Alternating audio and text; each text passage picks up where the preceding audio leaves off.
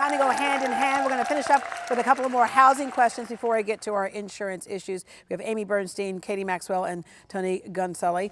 All right, so on Facebook, Tina says, can I move with a housing voucher, and what are my options? Sure. So if you were impacted by Harvey, you will be able to break your lease because the unit's uninhabitable, and you'd be issued a new voucher and be able to take that voucher anywhere in the country that accepts vouchers. All right, and so that's the case for the housing authority, but as we mentioned earlier, not necessarily the case for the average person who has a lease with someone. Right.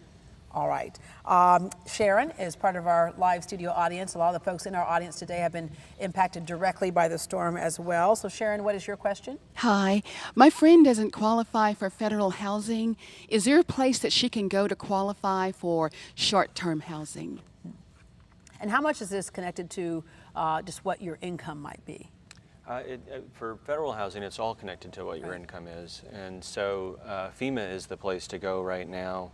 It's the first place to go, and they have much more generous guidelines. Yeah. And you can always double check our website and see if you qualify. You might be surprised that you would actually qualify. Well, the reason why I brought that up is a friend of mine, they were making a decent living, and they would not have qualified before. She says, but now we've lost everything. Yeah. We've lost our house, everything. So she goes, I don't think we can qualify, or is it a matter of going through the paperwork and they can look at that and say, okay, well, now you do.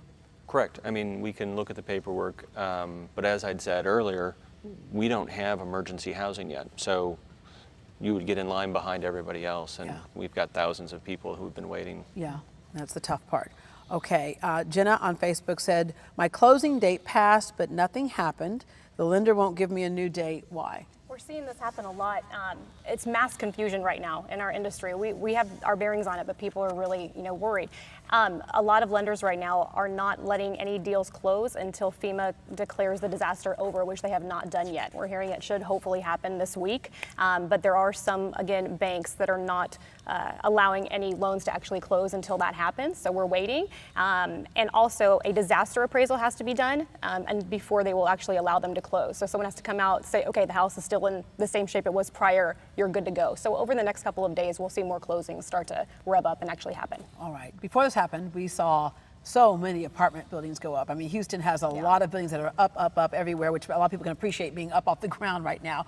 And I know a lot of realtors are saying, gosh, we got to do everything we can to kind of get some of these higher end properties rented. Now they're closing up fast. Where are we right now? It's getting tight, isn't it? If not already pretty much shut down? In the apartment community, yes. It's very difficult to get into an apartment community today, especially in certain areas where there's not a big supply of them even in advance of the hurricane.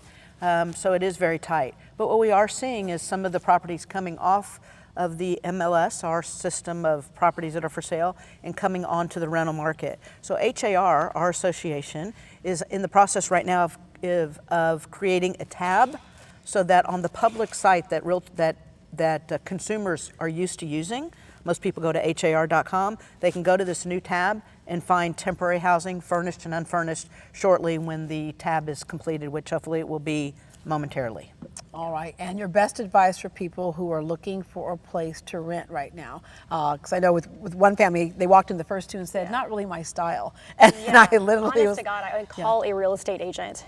We are there 100%. We have never been of more service to people than we are right now. Like a really valuable asset. And we can show you what's dry, what's available, work with the terms to help people get in quickly. And it may be out of your neighborhood, but if you got to have a safe, dry place to be, and it may not be the style that you might have liked, but right now you're just looking at trying to get people placed. Everybody's making compromises right now. I mean, this is all about what can you tolerate during this time that's so tumultuous for so many people right now. All right. Well, thank you very much. When we come back, you have the insurance, but there's all different types of insurance policies. Like, for example, are you going to be able to do replacement value or just make repairs?